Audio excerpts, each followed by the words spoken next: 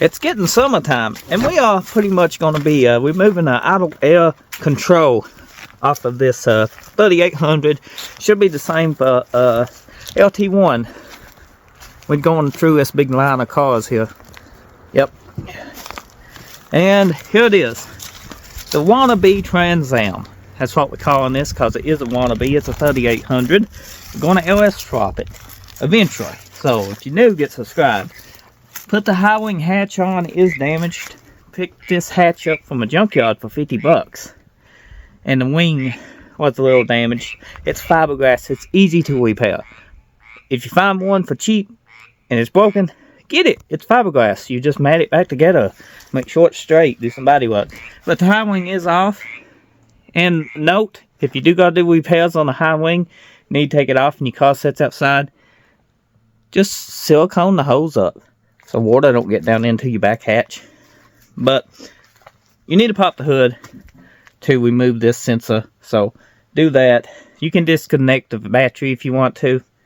You can do that. I'm not. This battery, I don't think it's got one anymore. And if it did, it probably ain't no good.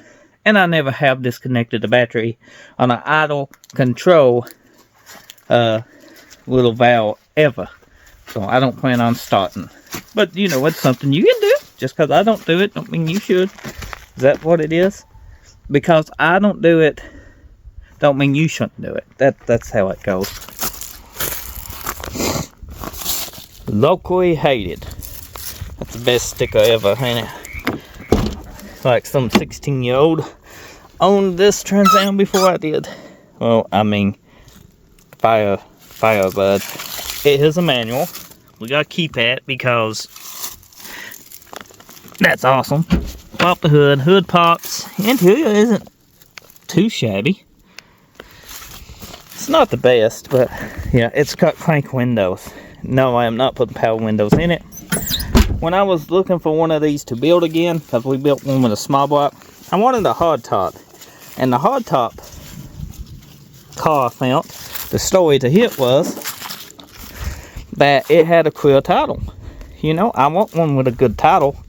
And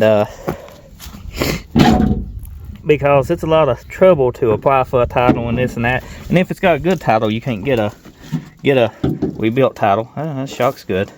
Oh, I ain't got one on that side. Oh, it's missing completely. You know, because you got to do affidavits. Well, here in Kentucky, you got to do affidavits. Sometimes you got to go get a judge to sign off on them. And this and that. On an older car, it's not too bad. But these newer versions, like he's getting old now. These, if they got a good and stated title, you need the paperwork with it. If you buy one without a title, call the VIN in. See if the title's been junked.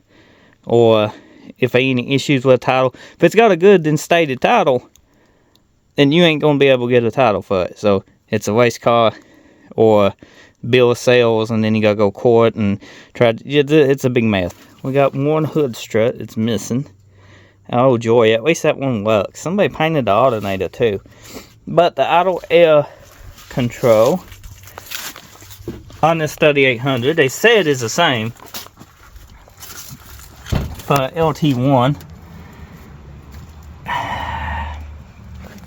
I hate to say it, but Shane, you're out of luck, because there ain't no idle air control valve on this, unless it's riveted behind this.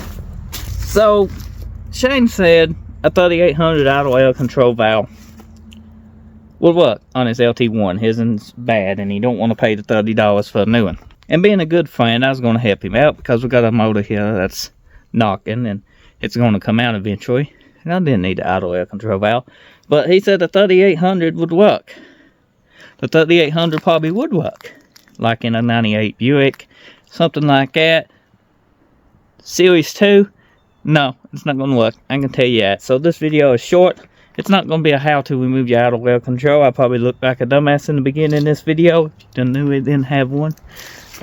It's probably built inside this electronic throttle body. It's got rivets. I'm not going to drill it, because that affects the value of this, because I do sell parts on eBay.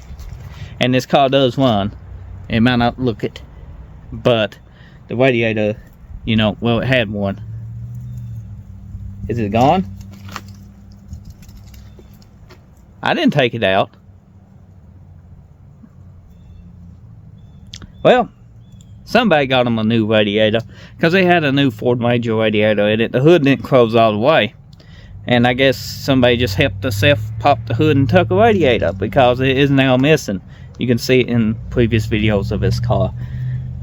Well, it's a good thing I moved it back where we can watch it, because it being away from everybody and stuff, these cars like this body style gets picked over.